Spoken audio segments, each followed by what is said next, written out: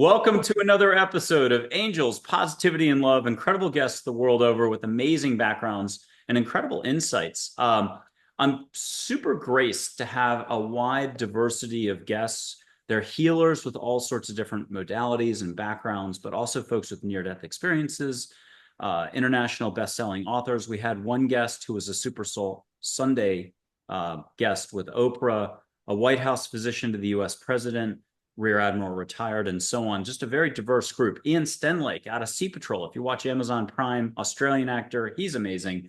We're booked 320 plus shows into January of 2026. Thank you for being here. If you're not aware of the show, we've got amazing guests coming along, but I would argue that all of us are living our unique life path, whether we know it or not. And the more you allow for love to come in, the more everything softens up, you soften up, and the more you can share your love with others, they soften up. And that's what I think our guests are doing. They've been through oftentimes some sort of a transformative experience and they're giving to others. So they're giving service to others.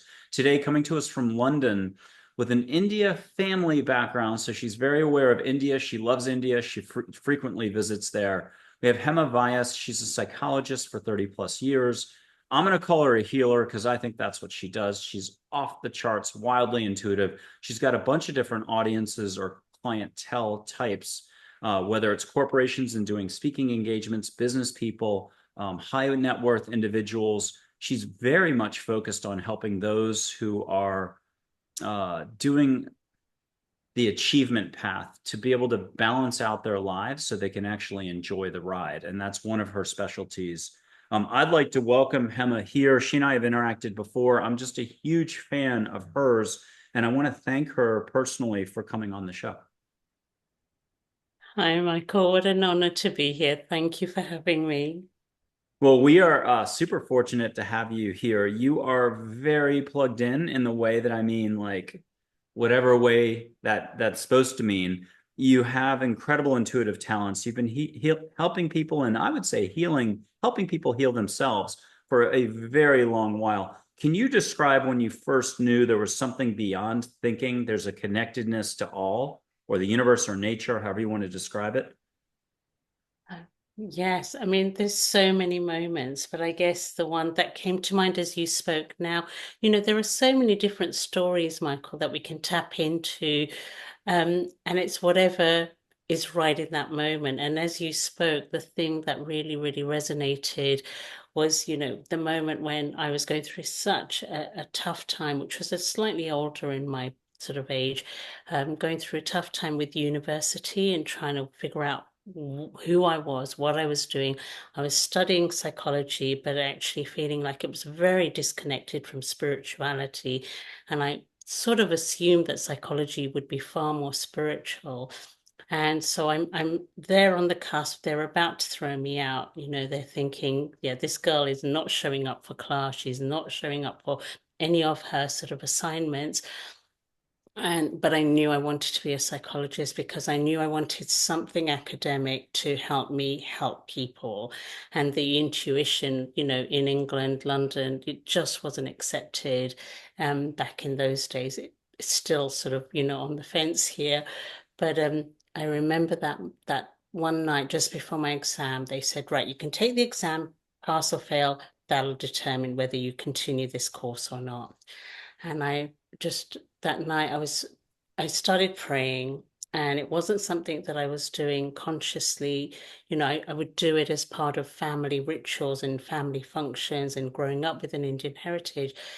But that night I saw a beautiful silhouette of Shiva sitting on the edge of my bed, and all of a sudden, like my whole body just went into this peace, surrender, softness, as you talked about, this softness that just told me, you know what, don't think about what the answers are, answer from your heart. And that's exactly what I did. And I answered from my heart. And I know that it wasn't necessarily what they wanted to hear, but they couldn't dispute the clarity of my arguments, when I was putting forward my answers and putting forward my theories and putting forward what I believed. And I only know afterwards, when the tutor sort of had a word with me about, how it all came across. But I did finally pass and become a psychologist. So that was such a moment of, there is something more in this universe. There is definitely beautiful guidance, that beyond what we can see, feel, even perceive, if we allow it in, it comes at the right time. It's always there. And for me, I think that was a real moment of that's what I want for other people. I want people to be able to tune into the higher guidance that exists within us and all around us. And it can look however you want it to look, but at the end of the day, it's there and it's specific and it's unique to us and it's unique to each and every one of us. Hmm. Beautiful. One of the most beautiful moments out of 220 plus episodes taped. Thank you for sharing that. Can you bring India into this? Explain the cultural side of your background, even though I'm going to bet money that as past lives go or concurrent lives, if it's all happening at once in time and space isn't what we're really thinking, this isn't your first rodeo. So, talk to us about your family culturally speaking, and also where have you traveled around the globe and what other influences have you had come in? I love what you said, Michael. I think, we're definitely living many, many lives concurrently. And so I would say I've probably traveled everywhere, but not all of it consciously. And I definitely have, traveled throughout the cosmos because there's a real sense of, you this world is beautiful. And really, we need to come back to that beauty because a lot of us have got caught up in the mundane 3D physical reality. And so, we need to step out of that and really be able to step into that space of seeing the fluidity, seeing the waves rather than the particles.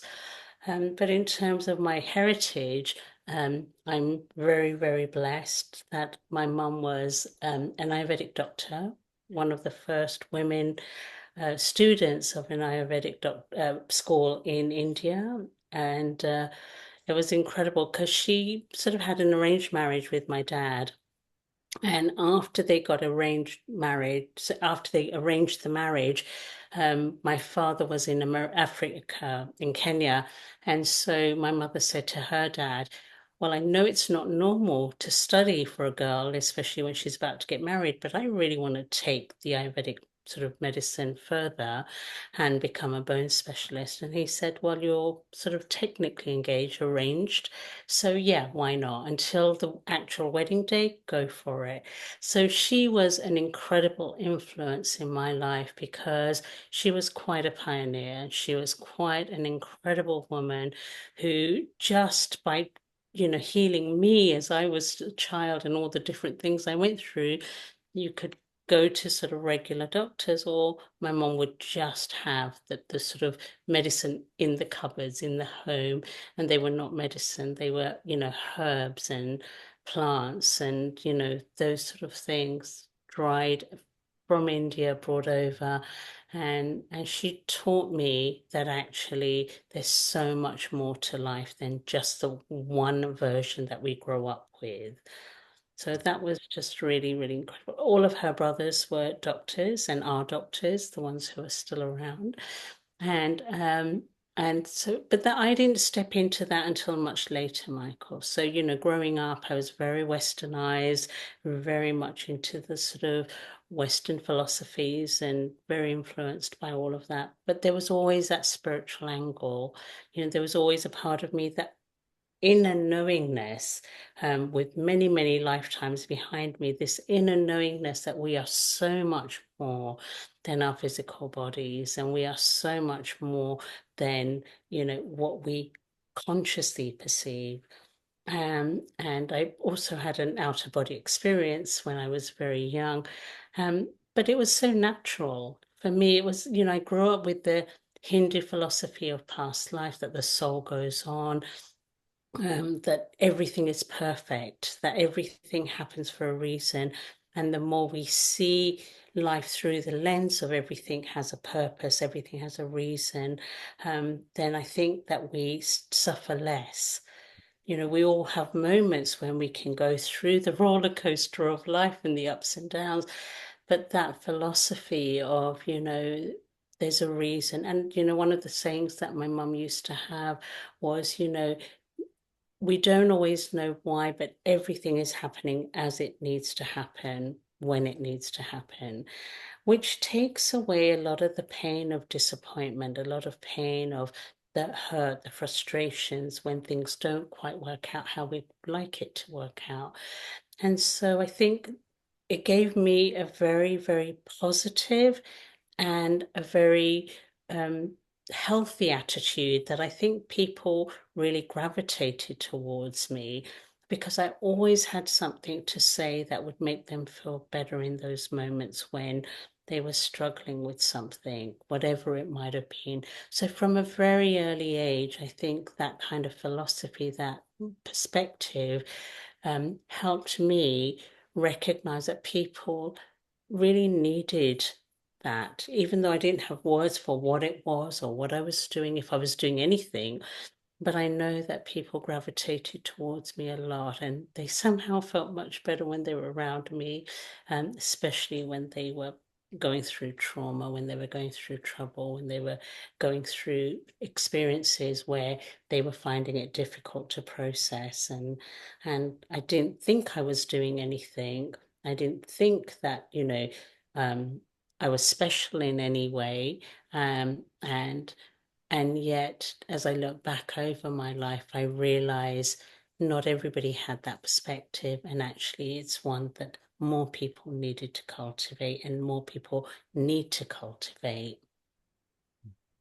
We're going to cover your mom, out of body experience, and boundaries after that. How did you keep or how do you maintain good boundaries? But first, can you go into a little bit more detail about your mom and maybe some of her subtle mannerisms? Did she place a hand on people, their shoulder, their head? And was she doing a little bit of energy work, whether they knew it or not? Um, I'd say that she just had the intention to heal. Really, her gift, I would say, was intuition. So, there'd be a room full of 50 people, let's say, and she would see when somebody was struggling with something, and she just would say, are you experiencing this symptoms that they haven't talked about, haven't told anybody about? Because it's obviously you're in a crowd, and so you don't really necessarily do that. And she just would know what to do. She just would know, I know exactly what's going on, and this is what you need. And it might be they need a particular drink. And, sometimes it was strange because sometimes she'd be like, okay, you need a bit of salt water.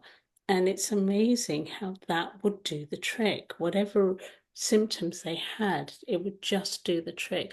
So it would be everyday remedies that she would be able to tune into, and she just knew it was much more physical. My mum's sort of intuition was much more about their physical body, because Ayurveda, the way she studies, was very much about the physical body. So that was her strength.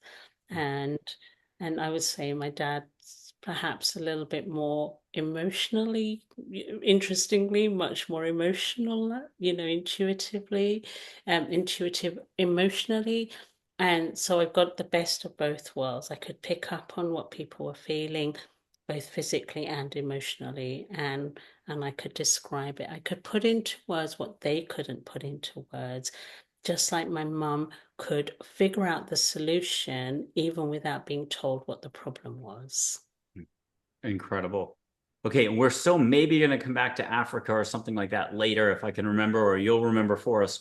But the out of body experience stuff, let's back up first and describe the universe, the cosmos, the fabric of the universe. Is it love? I would say so. I would say that it's unconditional love. It's not the kind of love that we think about, in the physical sense. It's definitely a frequency, a vibration. And for me, it's a sound, it's a smell, it's a sight. There's a sort of sensory feeling to love, and you just know it. You know when you're in the presence of love, and you know when the love is somehow suppressed and it needs to be brought to life. It needs to be freed. And I think that, if I was to say, spiritually speaking, what do I do? That's what I do. I help people free the love that exists within them, that is that frequency, that vibration, that sensory feeling that people deserve to be tuning into all the time. Well, I'm going to throw four sentences out if I got that right to you. And then if you could keep going along that line, show love always, love more, allow more, and you can be happy now in this very moment without a single reason. But can you keep going now about how important it is to do a little less thinking daily? Absolutely. I think that, showing love, when we experience what it feels like to just unconditionally give out that love and to really be present, I think we receive so much more because it opens up both hearts. It opens up your heart and it opens up my heart. So when I am allowing myself to show love, and it can be any form of love because there are so many different versions. It is the intention um, to love is really what matters, and it can show up in so many different ways. And if my heart opens to that, then it gives your heart permission to open, because that's how hearts work. They work, you know, in coherence with each other. And so when you feel the love that comes from within me, you feel the love that comes from within you, and that love meets love. And that love goes out into the world and it creates a ripple effect.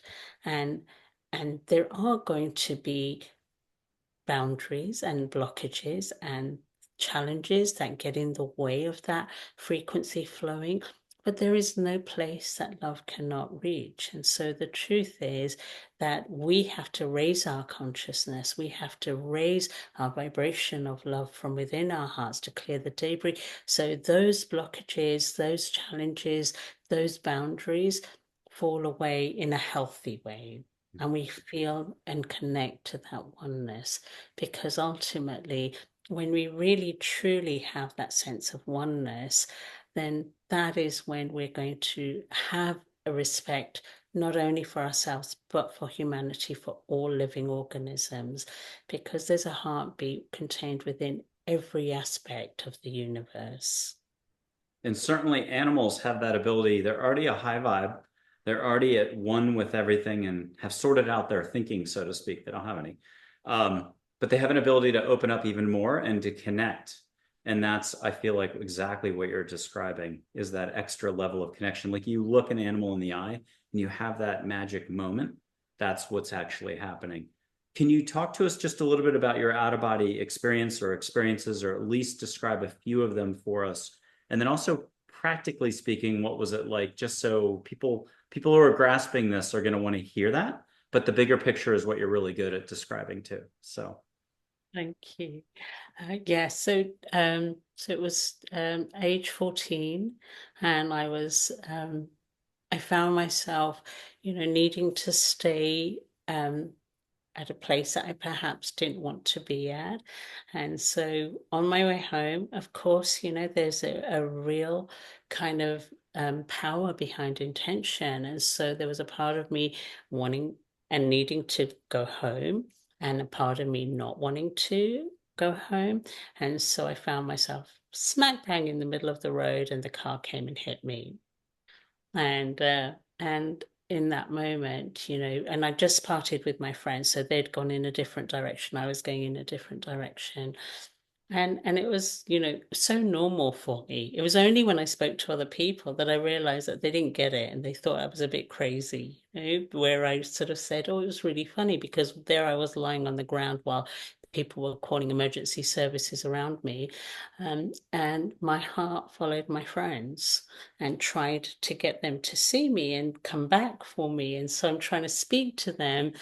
And of course, some part of my consciousness must have realized they're not getting it. They're not hearing me. They're not seeing me. I could hear, Michael, I could hear everything they said. And when I relayed it back to them, they were like, oh my God, that's freaky. Of course, it wasn't freaky to me because I just thought, well, of course, that's what happens. You know, it's that knowingness that you have when that's who you are. And so, you know, when I landed back in my body, I was like, okay, you know, surrender. They're not going to get me. Oh, but it's okay. There was other people there sort of taking care of me. And while it was a very, very small experience, I didn't literally go out to the light or anything like that, thank God, because I wasn't close to death um, in that moment. It was absolutely life transforming because the biggest transformation for me from that experience, Michael, was that other people don't see the world that as I do.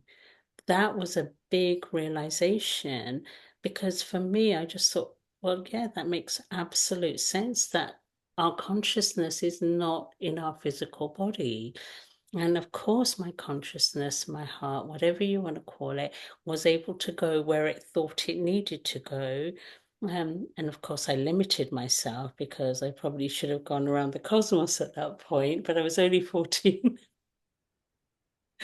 All right, now if I could do it all over again, I'd probably pick somewhere a lot further afield to try and go. Um, but in that moment, you know, I went to where I thought help was available.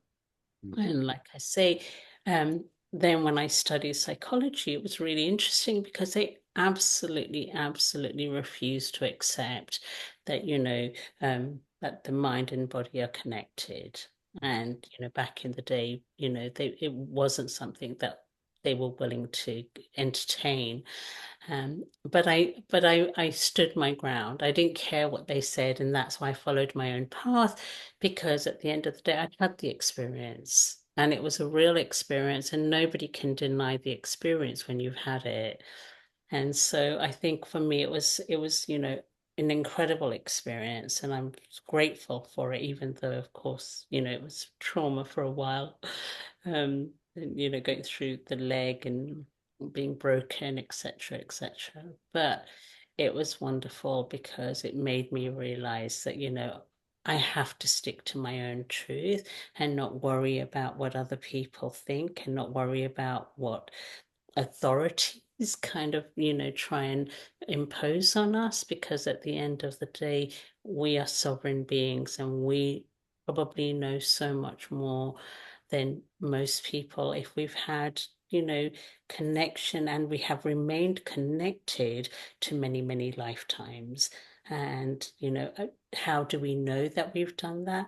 I think the wisdom that shines through us, the wisdom that comes out in moments when people really need it, the compassion, the love, you know, through living many, many lifetimes, we've had an opportunity to play all the different roles. There's no room for judgment.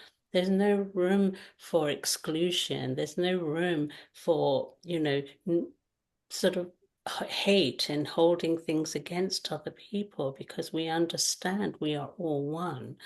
And I think that that's part of, you know, that whole experience that made me think, you know, you stick to what you believe and you stick to what you know and keep on growing and evolving in these experiences, because you're here for a reason. You're here to learn even more than you already learned on some sort of parallel universe. Okay, and talk to us more about consciousness and intent. It's a little bit like surfing. Wherever you turn your body and put your focus is where you go in surfing. Can you talk to us about how it's very similar in life, although it could take 5 decades for each one of us to learn that or remember it, I should say. It's so easy to forget everything being human.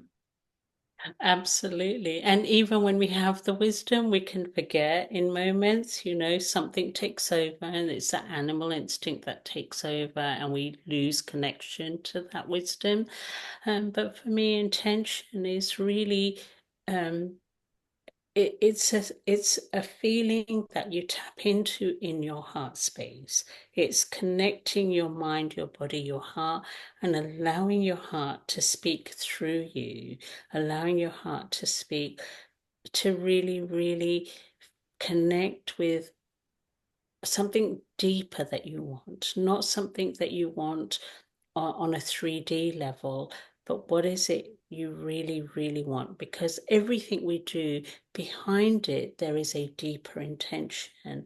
And so if love is a fabric of the universe on some level, then, the intention of love being at the core of anything you do, even if it's something, you know, sort of negative, it's not negative, but because the intention is love. So, for example, the parent who says no to a child, it might sound negative. You're saying no, but actually, the intention is love. You need to teach them boundaries. You need to teach them they can't always have everything they want when they want it.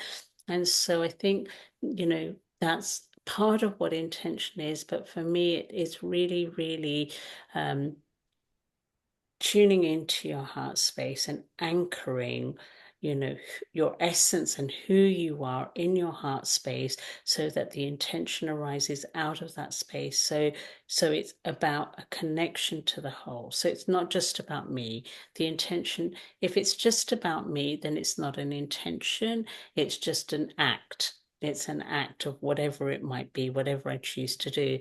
Whereas the intention, when it comes from the heart, and the focus is on the heart, then I'm here to be of service. So my intention in talking to you, for example, I could speak to you and just speak on a 3D level, or I can have the intention to bring something to you, to bring something to the show. Somebody needs to hear this.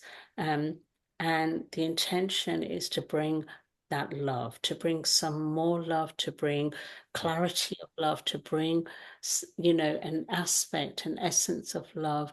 And if that's my intention, then anything I do as a result of that intention will bring about the desired effect.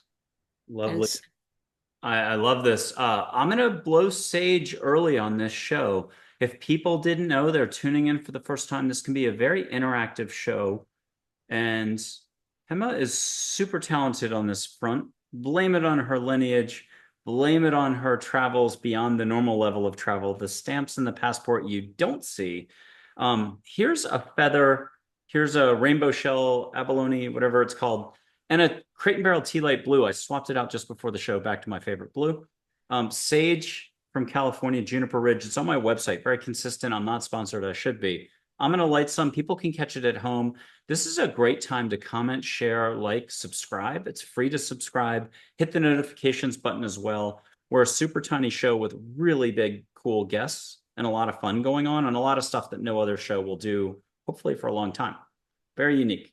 But you get to experience it all. You can catch Sage through 2 screens. And Hema, are you already catching the Sage? I haven't even wafted it to you in London yet. Okay. absolutely. Ask for a new flower from angels, the universe, from India figures, unconditional love, India figures, and even cosmic figures. Are you getting flowers yet? I am. What flowers are you getting? Jasmine. Yay. And then sage or mountain or jungle, or even here a tiger roar, the tiger that Mother Durga or the Divine Mother rides on. Pure action. That tiger's on everyone's team. What did you get? Did you get jungle? Did you get ocean? Did you get mountain smell? Did you get the tiger? Mountain. Perfect. Okay, now people can play that over or just take a breath. And I totally forgot to tell you setting your intent. You have to figure out setting your own intent, but this works fine and it's easy. Angels, universe, get me out of my head into my heart. Help me enjoy this cup of tea. Thank you. Or help me go for a walk. Or help me extra love my dog as I pet my dog. Or if it's mowing the lawn, help me have an easy time mowing my lawn so I actually enjoy it and settle into my heart. Amen, rock and roll. Thank you. Om Sai Ram. You have to do your own setting of your intent. And maybe Hema can talk to us about setting your intent, the difference of flow or unflow, or lack of flow or unlove, or disconnection or removal from the source or the flow of life, versus all the fun that happens here. All the good moments in life, I'd argue, happen when you're here. What's this all about again? There's two different what going on? Sorry, Michael. Two different. Oh, there's the heart, unconditional love, timelessness, no limits, awareness, whatever you want to call it when you're here. Athletes know it, musicians, artists, and so on. And you, when you're doing your healing, or your mom and dad, when they're in the flow, that's when everything happens. But when you're up here, you're resisting, rejecting, reacting. It's fear based, it's worry, it's doubt. Anytime your thinking's doing something fun, creativity, you're down in your hearts. It's really the heart. Okay, so what's these two things about, and how can we be more here? I think that really, in our essence, Michael, I believe that, they're all one. We are energy and information, and when it's flowing, it's beautiful, it's connected. Um, Over many, many decades and centuries, as humans, I feel what's happened is the heart has become more and more um, full up of debris, lots of old thoughts, feelings, memories, beliefs that we all carry. Like, so past lives, we can carry it from past lives. We can also carry it over ancestrally in our DNA. So we're carrying, so for example, I'm carrying the trauma of my parents, my grandparents, my great grandparents. We're all doing that, and we need to come back to that intention to release, to only absorb and to embed within us that which serves us, and to release and to let go and to flow through that which does not serve us. And when we're in flow, then the head is also a space of joy and love and connection. Whereas the more we have debris that is blocking us, every time the heart sends out waves, it hits those blocks, and then the mind becomes more and more captured by the reality we perceive, which is not the whole picture. It's only what we can see in the moment with our limited senses. And if the heart is not fully open, then our senses are limited, and therefore the head becomes a space of fear, doubt, rejection, etc., etc. So we do need to come back to our hearts, but I also believe very, very strongly that we need to be able to own what is in our hearts. And what that means is where we might have fear, we need to own it. Because when we own it, we confront it, we heal it, we break through it, it no longer is a fear. Suddenly it's a source of wisdom. So all the things that are blocking us are all potential sources of wisdom, all sources of inspiration, insight, creativity, but we can get stuck in it. And I think that, that's where we need to keep coming back to our heart, keep coming back to spirituality, come back to essence, come back to a deeper faith, come back to a knowingness that there is so much more to the universe than we can ever imagine. And that story I told you about Shiva, know that we're always, always guided, and we've got to tune into that guidance, because if we think we have to do it all on our own, then life becomes difficult. It's not easy. Whereas when we know we're being guided, when we know that we can actually start breathe, take a breath and tune into the wisdom that exists within us, the wisdom that is all around us, that, beautiful guidance of, the cosmos, and any kind of symbol or figure that you believe in, angels, gods, goddesses, whatever it is, tune into that and let them guide you, because honestly, Michael, they do not let us down. But it is about the power of the intention of the heart to have that faith, and to clear anything that blocks us from having that faith, because it's all within us. The reason why some people don't have it is because there's too many things getting in the way of that signal saying, I'm here, I've got you, you're safe. Not many people getting laid off from a 30-year job, same company, or 2 days into a divorce, or they just got bad news on the health front yesterday from a doctor, or any of the other situations. Not many of us say, "Oh, this is my opportunity for growth and expansion. I can't wait." And they don't call 50 friends and say, "I'm so excited this happened to me. I can't wait. I get a whole new chapter in life." Not many of us do that. You've got special talents. Can you share a little? If 50 different people came to you and somehow you could handle them all in a day or two, do you taste the air on them? Do you see their name on the appointment calendar? Do you get an immediate download? Is it when they walk in the room or on Zoom, do you see light on them that also tells you sort of what it is? Or do you just have a knowing? How and when does it kick in? Is it when you hear them talk, it sorts itself out and you know it's one of 100 different buckets? And you've experienced that pattern before. So you're like, oh, they're in this bucket and I can help them this way. Yeah. It's a combination of all of the above. It's a combination, depends on what vibration they're at and what frequency and how open they are. Sometimes it does require for them to come and just speak. Sometimes it's just their presence. Sometimes it's literally, even before I hear from them, I have a sense, So for example, if it's an old client, I'll just know, they'll suddenly come into my mind and literally, within an hour or so they'll be in touch, or in a day or so they'll be in touch. So it's all of those things. And it's really listening with my heart and not listening for the words that they say or the actions, but really, really feeling into my heart, into terms of what it is that's going on for them. And that's exactly as you said, Michael, when you've had some major life experience that's thrown you off your path, you can't go into, oh my God, this is so cool, this is so exciting. And that's the, right? It would be so Although nice. that's what happens, but I mean, you don't look at it that way.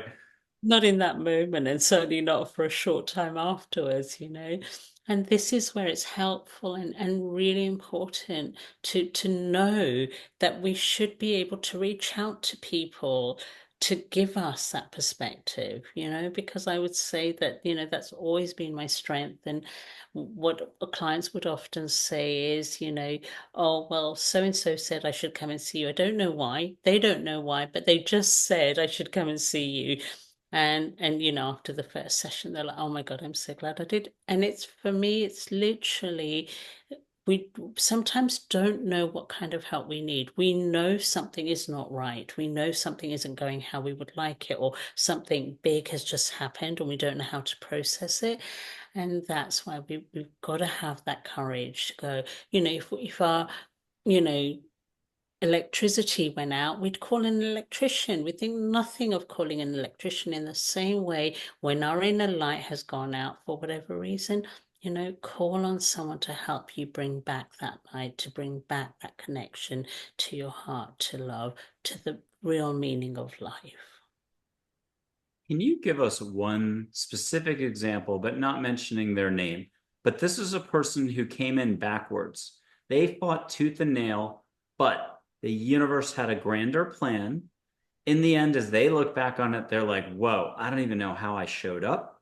I had no business being there. Thank you for doing what you do. It was sessions years later. It all made sense. And you were even surprised. You thought maybe there was no way you're going to be able to help this one. Can you give us one of the hardest, toughest, the diamond in the rough that still it all worked out? But give us abstractly how all that went down.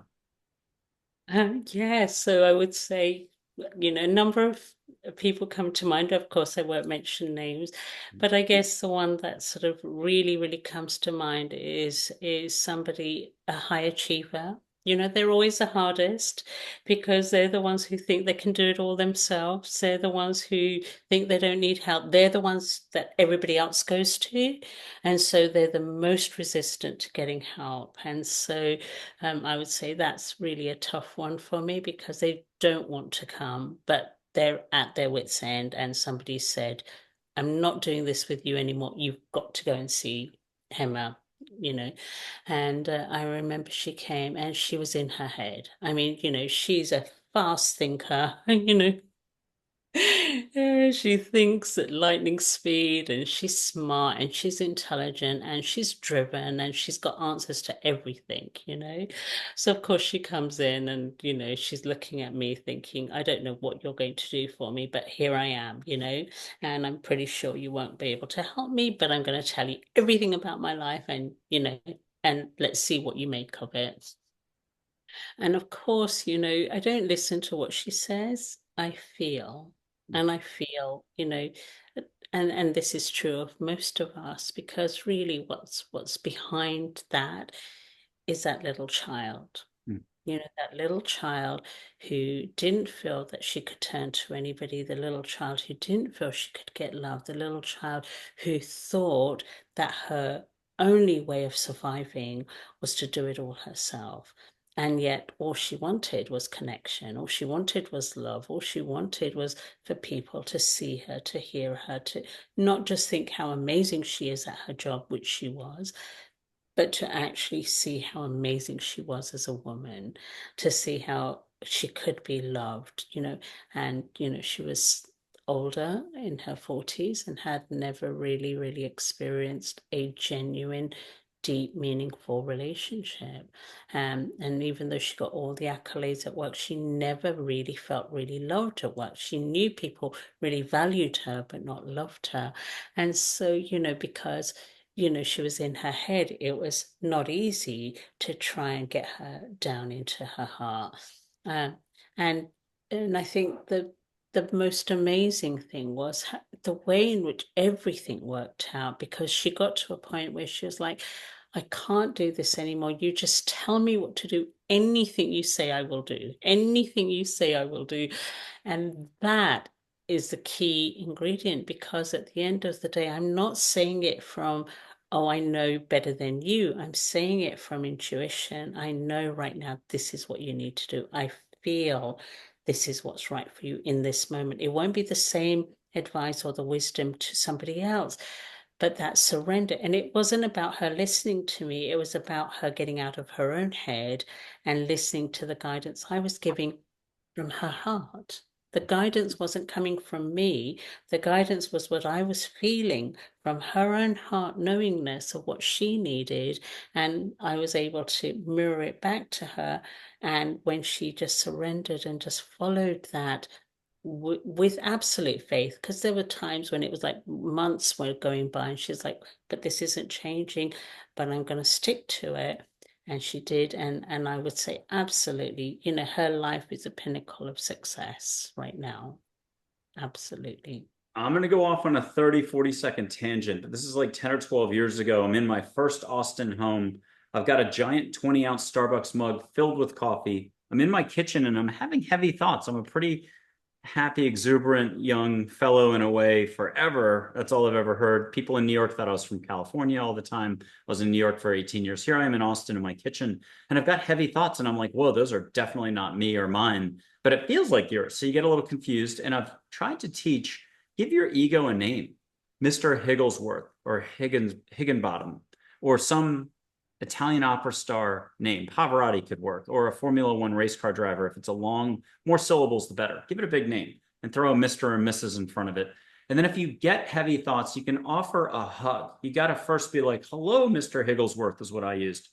How are you today? Would you like a hug? And you're going to guaranteed get at least 3 minutes apiece, and something will change, because it's not sticking around for a genuinely offered hug from the heart. Now, I'd given the advice a gajillion times, but I hadn't really taken it. And so there's the crux of the whole matter. I was a little pushy. I was 51% pushy from the heart, because I said it a little cocky, like just a little, but I did it from a point of love, but just a little, like pushing a little. And your ego will give you a black eye in a heartbeat.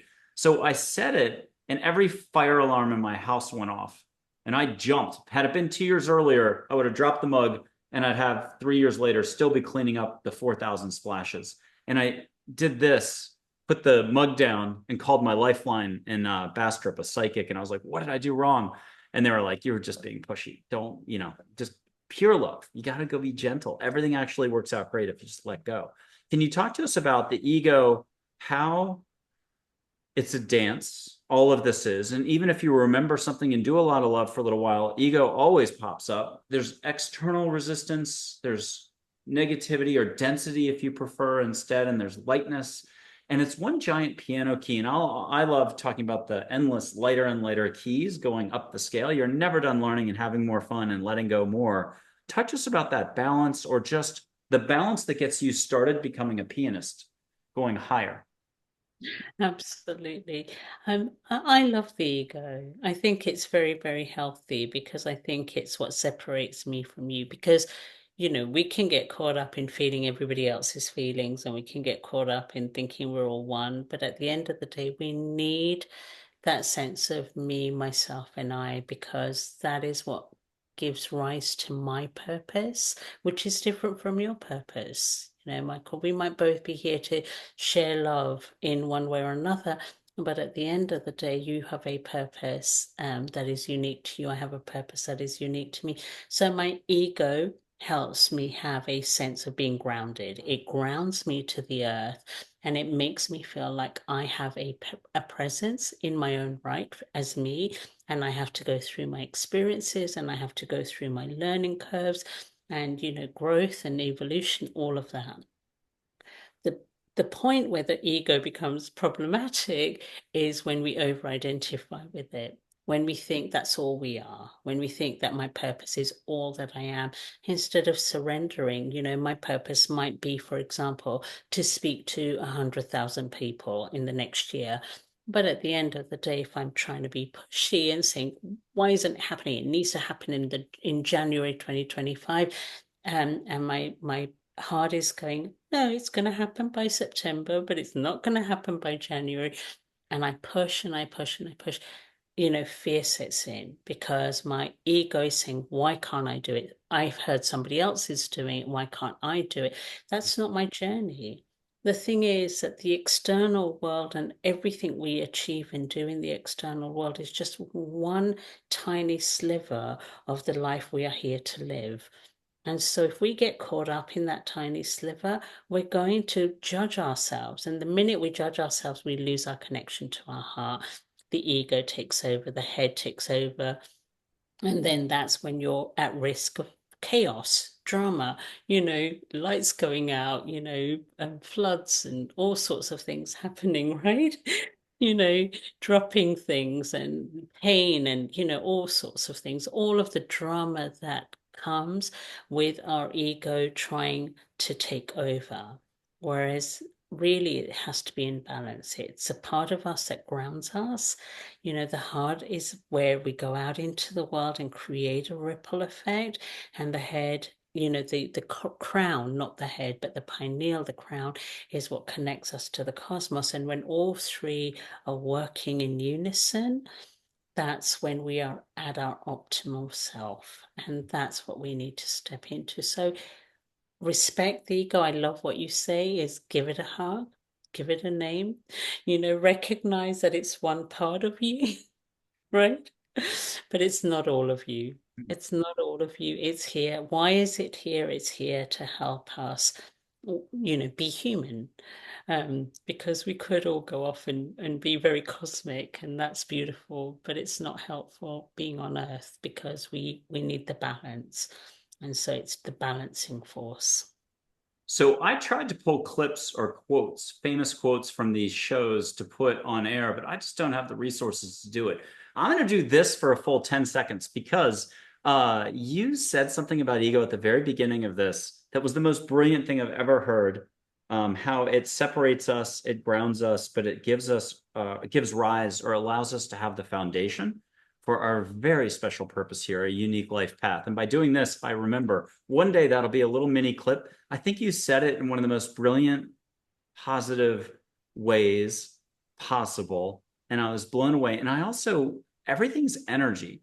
And for some reason, this little anecdote that only takes me 10 seconds to share popped up. I had to go in for surgery. So this isn't about my thinking or I was carrying something on me going into the surgery center. It was ear, nose, throat stuff. So I think it was nose. And I remember getting wheeled out in a wheelchair, but every pipe burst in the place, and they were shut down for 2 to 3 weeks after that, right after my surgeries. Thank God it didn't happen during. but it had something to do with energetics in the whole place. I think the place got a cleansing, so to speak. Can you talk to us about whether it's that or just you see it every day and you have to experience it? We all do. Everything is energy. And if you don't want to pay attention, woof, you're going to get it a pretty like punch in the nose at times from life. Christmas Carol, Dickens, is almost, what is it, a 75, 90-page story, depending on which type of book you look at. It's a 2 hour movie. I mean, it is brilliant for how quick transformation can be. Talk to us about these dynamics that a person doesn't have to know much. It's not about knowing anymore. Pump the brakes on that. It's about, and then you've got the rest of this because you've got this down pat. What's this all about again, Hema? How do we do this? And is energy? What are we talking about? Density, light, what? Absolutely. So, for me, energy is the life force. Energy is our life force, and energy is anything you want it to be. It is always flowing, and if it doesn't flow, it becomes stagnant, and anything that becomes stagnant becomes toxic. Anything that becomes too toxic becomes density. And so what we want to avoid is density, because that is when we don't experience joy. When we're in density, that is when we're experiencing too much suffering. I do believe that energy keeps on pushing us because we're here to evolve. And so, therefore, we are always going to hit the challenges. And I think it's when we have the good sense to be able to go, I've hit a wall. I need to understand what this is about. I need that there is a reason for this. There is a reason, right? And when we recognize that there's a reason for it, we don't judge it. We sort of go, what did I need to see, feel, know, or experience in that moment? And when all the lights go out, there's a reason why that's happening. Now, it might be something as beautiful as you just need to sit in silence and darkness for a while because, the light is from within.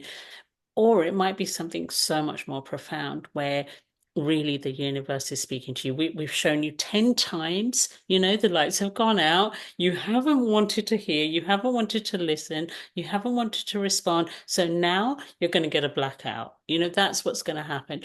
So that's how I see energy. I think energy is always moving us in the direction that we need to go in.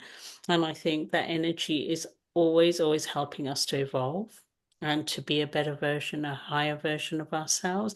And I think that, it's our attitude. It's the attitude, like you say, not of knowingness, but the attitude of there's something here for me to reflect on. There's something here for me to really, if I don't like what I'm seeing in the world, then we have to change what is going on inside of us. And so if we're experiencing something that is causing discomfort or disease in our bodies or in our minds or in our hearts, then it's an opportunity for us to go, okay, what is a higher perspective here? And there's always a higher perspective. And when we step into that higher perspective and we surrender, then, for example, as you said, when everything went out after your surgery, the thing is that it was a cleansing. And when you see it as a cleansing, and the world is going through that, right? Yeah. Right, we're going through a cleansing right now. When we see it like that, we don't resist. It's beautiful. We don't sit there going, oh my God, why did that happen? What's going on? Oh my God, I'm scared. What does this mean? We go into it, there's a reason, and it's a beautiful reason. And I genuinely, genuinely believe with all my heart, everything that happens, good, bad, ugly, really is ultimately for our highest good. But we have to tune into that, because what is creating the density of it not being for our highest good is too many people are resisting. And that's why more people need to learn the art of surrender. More people need to learn the art of tuning into their hearts to see the beauty in the world that we're living in, and to tune into the wisdom that arises out of every experience. Life is not ever meant to be linear. Life is never meant to be just straight up. We never just keep evolving and growing and being happy. We go through ups and downs. We go through ups and downs and topsy-turvy and inside out and all of it.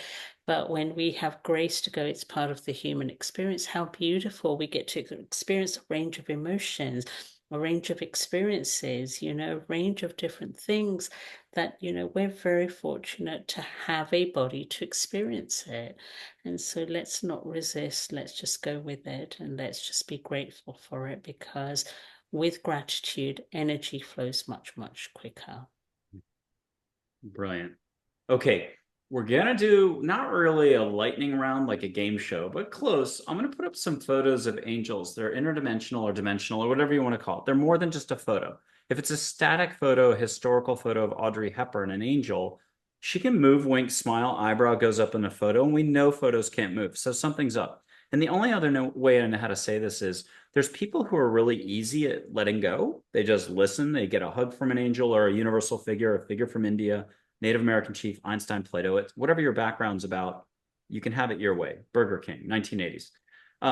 So I was at a bookstore once and I had a friend with me somehow who was accepted by the person in front of me who had done everything. Somehow they're a neutral like referee or just there. And this person's great at letting go. They've got intuitive abilities or whatever, call it letting go. It's basic listening, feeling, seeing, and everything. So she got through everything. And it was just somehow a really pleasant experience. Three of us, there's a bubble, there's a lot of love going on. But it came time to see an angel named Joy in light energy form. And just the bookstore's busy, staff, people milling around. And she had trouble there. She had sailed through everything. And at some point, she was just creating a block where there was none. She was an Olympian at this. Joy shut out the lights in the library, the bookstore, that only the three of us saw the darkness. And then everyone else didn't see it. They were just acting like everything was normal. The three of us were like, and then the lights came back on, and the woman started laughing hysterically. And at that point, she had gotten shoved over the fence by the angel, and she saw pink light or silver light or whatever. I'm going to put up some photos of angels. We'll do question and answer for you, or she'll flow you something for all of us as a reminder. But be sure to get a hug. Be sure if you want to get a little bit of pink sparkles, we'll go heavy on you with this. And by that, I mean light. Get pink sparkles all around you, whatever you'd like, whatever would be fun. But here's the very first angel people meet. She's the emotion joy, high peppy voice.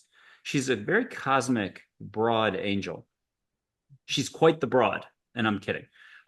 Catch what you can catch from her, but what does she have as a reminder for us all? Courage. Yay. And if you don't mind putting your hand out and feel her vibe like she's a fireplace, but have it also ripple up and down your back. And if you don't mind using words, anybody at home who wants to breathe through the mouth and turn up the volume, be in your heart, be in your field, be in your body more, wiggle your toes. It's the same difference. And then what else are you getting that you can put words to that might be beyond words? Um, I'm getting a sense of a lion's roar and the sound, which is incredibly healing and powerful and empowering. Awesome. And there's a Charlotte, everybody's favorite teacher from third form, third grade, not Mrs. Johansson, the one who got you in trouble, but Mrs. Wilson or Mrs. Johns, whoever was really cool. What are you getting from Charlotte? And she might have been Nefertiti in ancient Egypt. So if you want to catch that Egyptian incense smell, Mhm. what does she have as a reminder? Um, this is a strange one, but I'm getting a snowflake and I'm getting a the impossible being possible. I like that. Okay, there's a Min, Pacific Princess, Mother Hawaii, Light Waves of Energy and Water. Mhm. Episode 110, if people want to be geeky about the show, they can go to August 30th, episode 110. Dr. Karen Wyatt, physician, when she was 8, 9, or 10 years old in bed, tucked in peacefully, at the foot of her bed, a Hallmark angel in white shows up, and she describes it in that August 30th, episode 110 show, how from that moment on, she wanted to be a physician. And here she is, a retired physician doctor talking to us, sharing this. And she got to meet her for half an hour as a human on the beach, Redondo Beach, sparkly eyes. So, whatever you'll allow for, don't just allow for it. Go big, dream big, create it, let angels show up, even in human form. If you're that gutsy type watching, why not? What's the harm of one weighing out to the universe? Be like, angels, I'd love to meet you in human form. Shock me in a good way, or help me fix my flat tire next week that I didn't even know was going to happen. If you don't ask, you don't get, and you're already doing the one way thing, but not a little more of the density stuff. Thinking. Welcome to being human. Okay, here's Min, Pacific Princess, Min like Minnesota, Lakota Sioux word for water. Catch ocean, whatever your favorite ocean is. It could be that India coastal place that you love for your retreats. Is it Chennai? I forgot the name. Kerala. That's it. Yeah. And what are you getting from Min?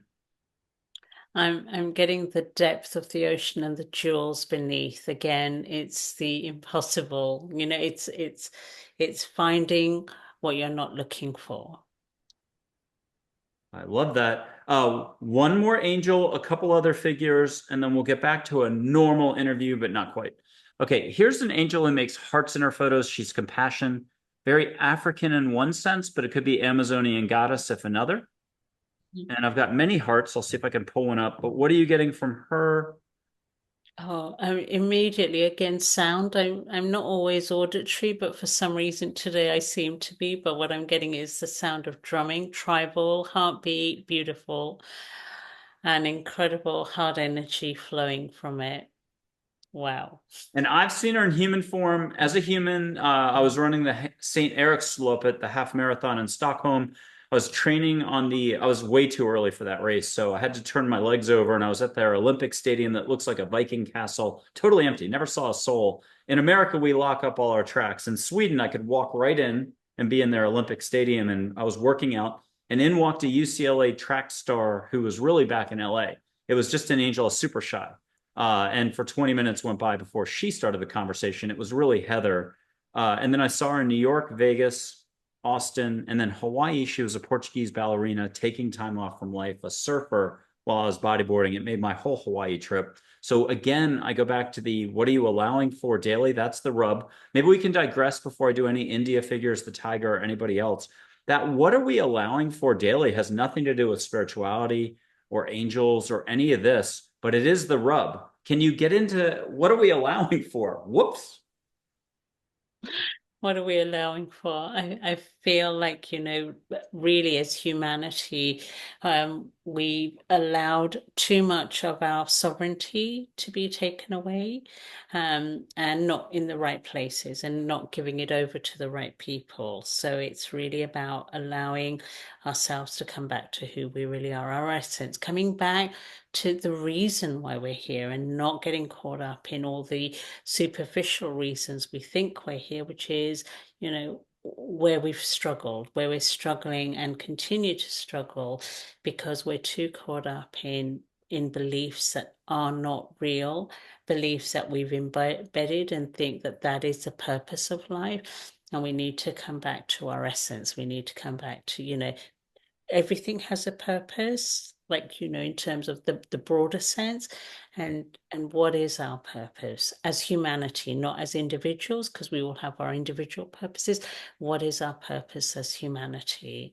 And I think, to experience the beauty, the joy, the colors, the diversity, the incredible richness of this planet. No drama, just Rama. I'll go back to lightning round, but this is going to be super quick. No more explanations on who these folks are. Two Native American chiefs, four archangels, and a fairy. Just get whatever you get from them one way or the other, but get a little extra sensory sound effects, music, kiss on the cheek, sparkles, and you're even like, oh my gosh, I just got butterflies all over my room, and I said that out loud. And normally I'd keep it cool as a cucumber. Get some sort of a shocker so that even you start peals of laughter and be like, oh my gosh, it was Diwali from 5 days ago. Okay, here's Ginger the fairy. And what are you getting from her? I'm getting the freedom, a real sense of freedom, and the sky's the limit. I love it. Gentlest mom in the world, but it's a man, not a manly description. I'm bad. Blame me. Red shirt, Lakota Sioux chief wearing a U.S. presidential medal day after the photo was taken. White House horseback parade with Geronimo. Teddy Roosevelt might have been the president. You can catch one of those 50 sacred smells: tobacco, sweetgrass, juniper, cedar, pine, desert pinon. You get the idea. What are you getting in the air? I'm getting the smell of frankincense, and I'm getting a real sense of deep, deep healing that comes from deep, deep wisdom and a depth of heart that is, you know, indescribable, ineffable. Okay, and then you're being put on the spot. This isn't the APL Spotlight series that airs the day it tapes, and people should check that out. I've got four in the works, and I've had no time this year in 2024 to do that. But we're going to be up to maybe 20 shows booked pretty shortly on that. And then it's going to be not every day, but as much as I can in 2025, taping those. And so the spotlight's on you because do you mind getting a public compliment? This is going to be difficult. Public compliment. And that's just love. So it's not difficult at all. But Red Shirt's going to have maybe even two compliments for you. And you can choose one to share out loud. And especially you as a healer. Mhm. Wow. And what did you get? This is a little bit of a, I'm busting you. If I'm in fourth form, you're in fourth form. I'm busting you in front of the parents. Um, that's the expression in America. I'm not, I'm just shining a light on you and it's a good thing. But what he say about you as a healer?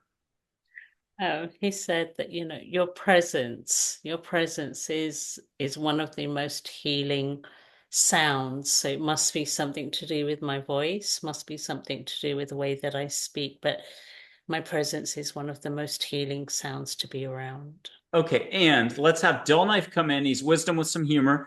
Cheyenne, another one of those unconditional love spirits, but at the treetops, they both can help you with Geronimo get from point A to B. But now let's have him talk about how it's also, human to human contact, but soul to soul interaction. Have him talk about your light now, so you can't get away with a light compliment like you just did. It's not just your voice. Have him fill in the rest, and now you're truly busted. Thank you. What'd you get? I got that, I'm here with a much, much bigger purpose, and even I can imagine in this moment. I like it. Okay, last but not least, four archangels. They're rainbow pie slices. The photos don't. Oh, and I do have to do Audrey Hepburn last. Oh, and one tiger from India.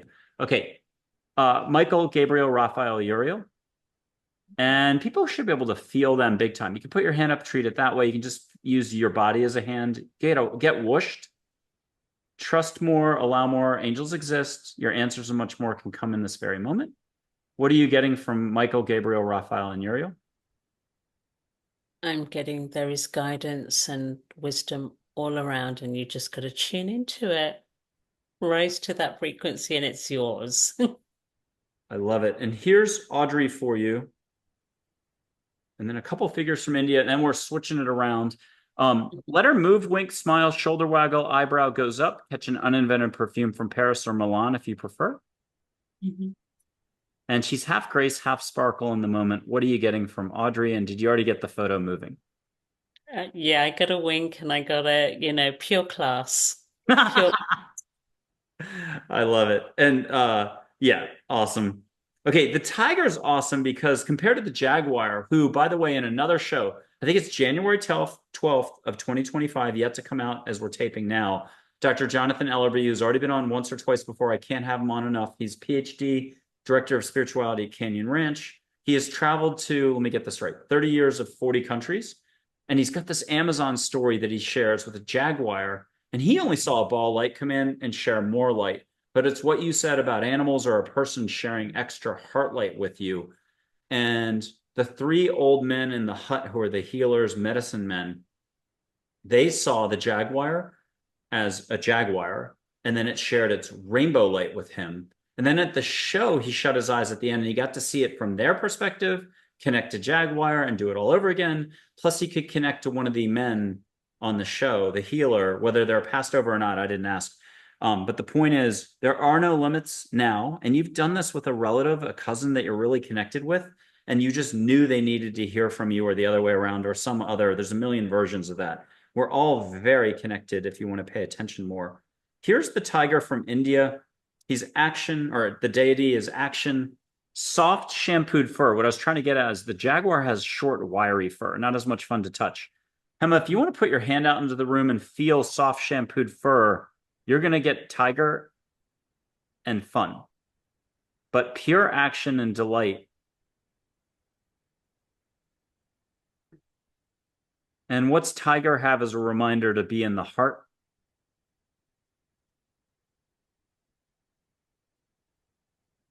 Yeah, absolutely. To be in the heart. It's so funny. Can I just share a little something with you here? Growing up in my bedroom, I had that exact tiger on a wall hanging, exact tiger, that one. So you're cracking up right now. I love this. Um, Right? and then India, Sri Shirdi Sai Baba, the one from 100 years ago, Mm. he likes to move in this photo too. You can catch an Indian temple incense smell or something else that's very unique to India that we would not know anything about. Just the way the trees move and the birds do their singing a certain way. Mm-hmm. And what are you receiving, feeling, and sensing? And what's he have as a reminder for us all? A blessing, just a beautiful, beautiful heart blessing. And the reminder is that, stay on your path. You do you, and let the world take care of itself in terms of not getting caught up in competition and things like that. Staying true to who we are. Is that so, as they say in the whole Zen philosophy thing?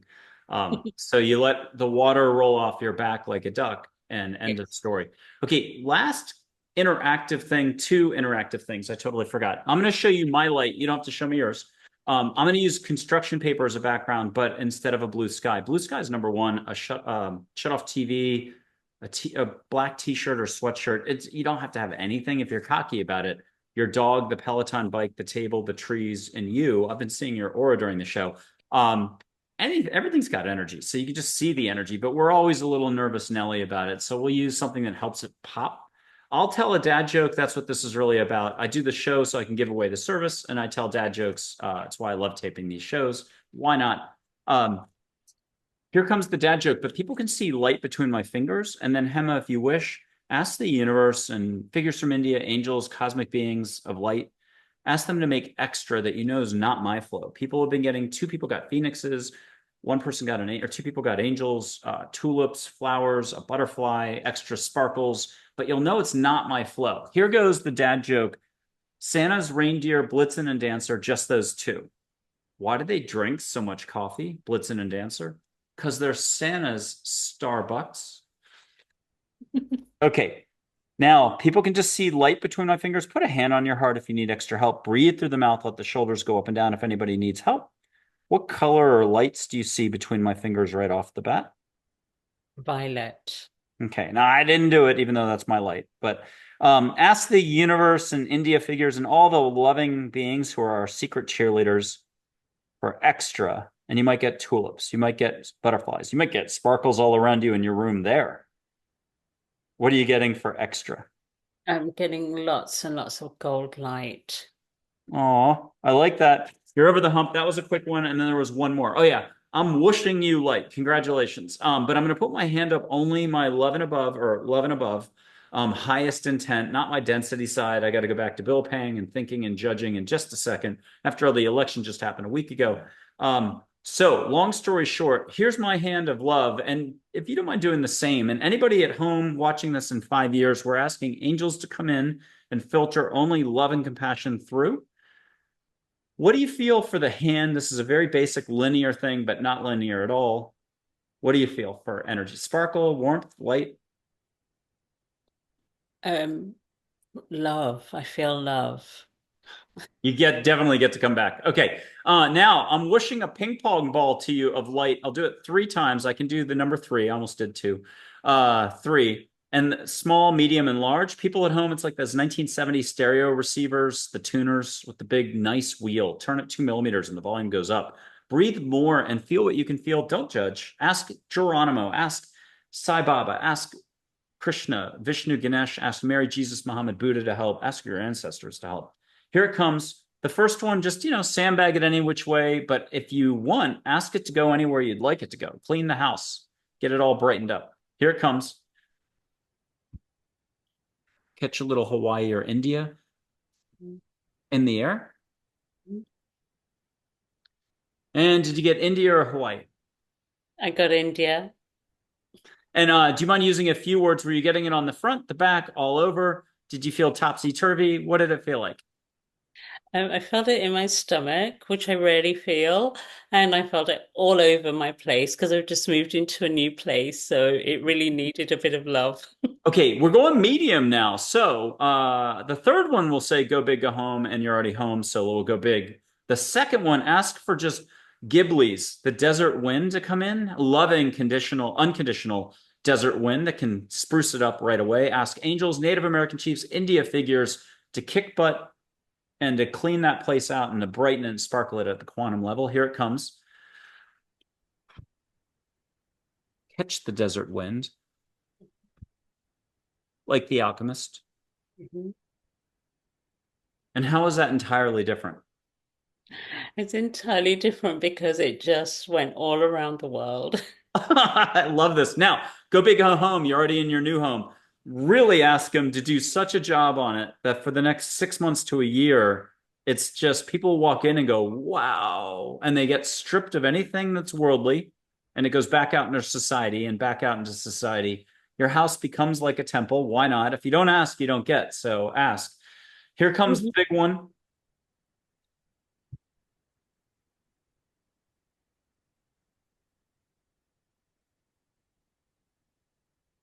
And what'd you get on that one?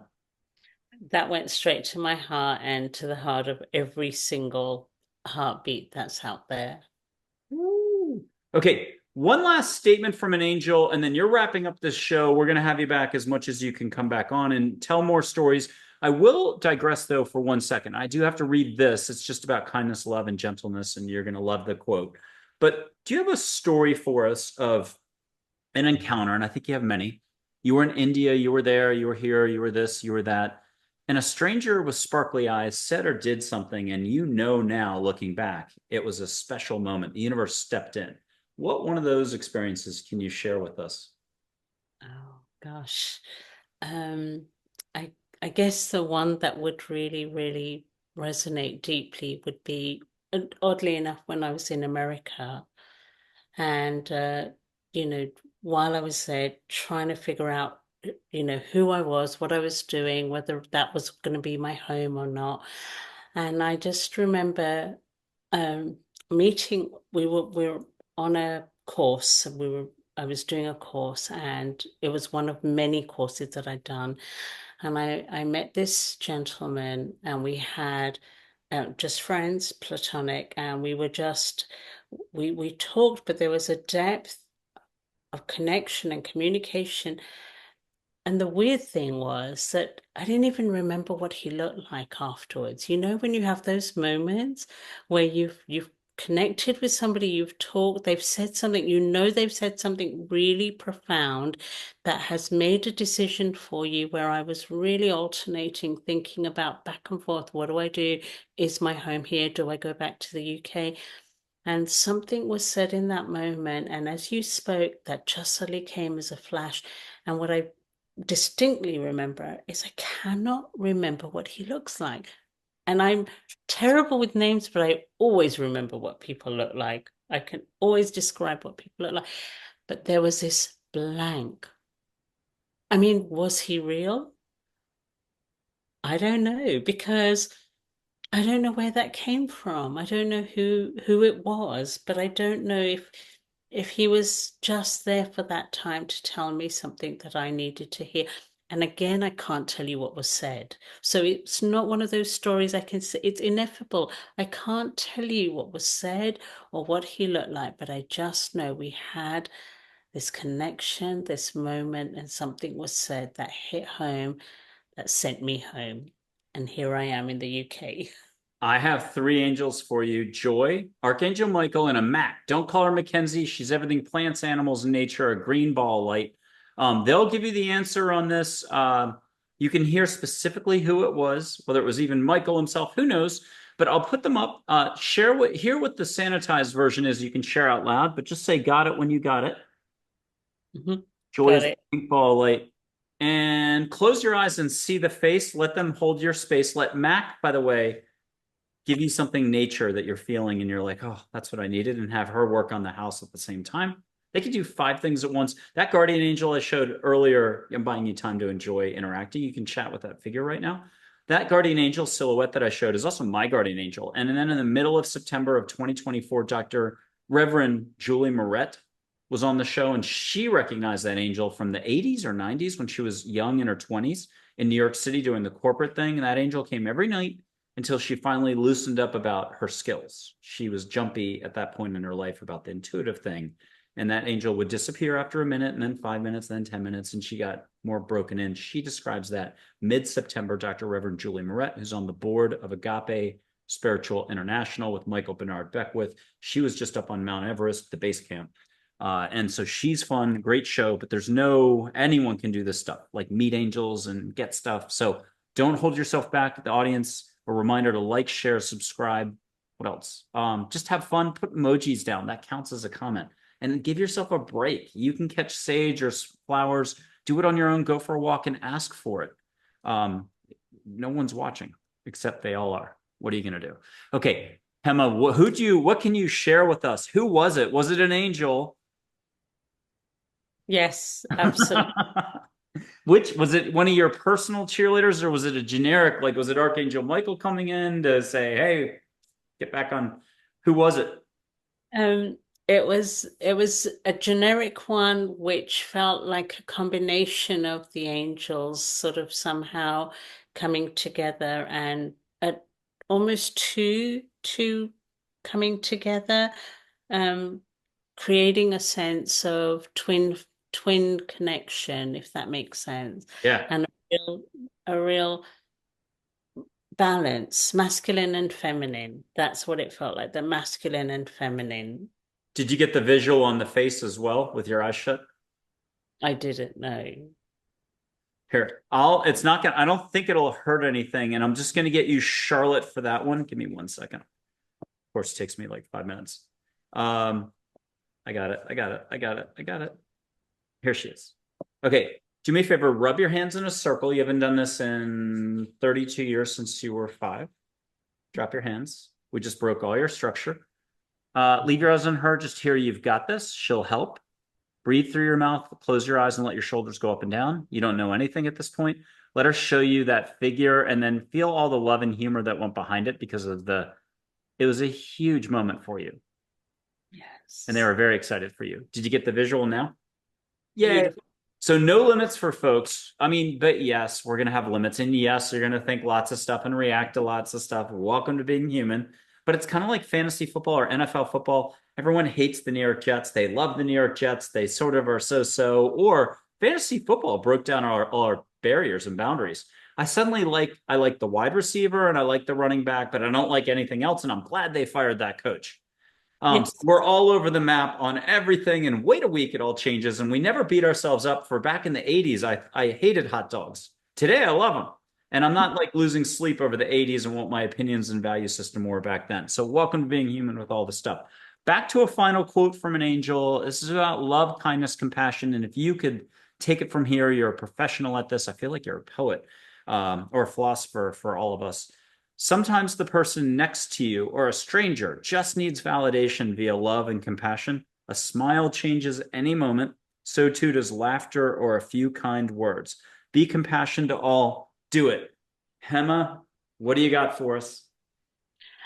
I think it's for everyone to stop, to take a breath and to realize that, you are love personified. And when you look in the mirror, don't look at how you look, don't look at what you see. Look at your eyes, look into the depth of your soul, look into the depth of your heart, and recognize that what connects you to your deepest self is what connects you to the deepest self of every other person that you meet. And when you remember that, there's pure love flowing. And when love flows, there's no space for hate, there's no space for antagonism and drama and pain. There's just love. Let's come back to that. Thank you, Hema, for being a guest on Angels, Positivity, and Love. Wow. You're welcome. My pleasure. Thank you for having me.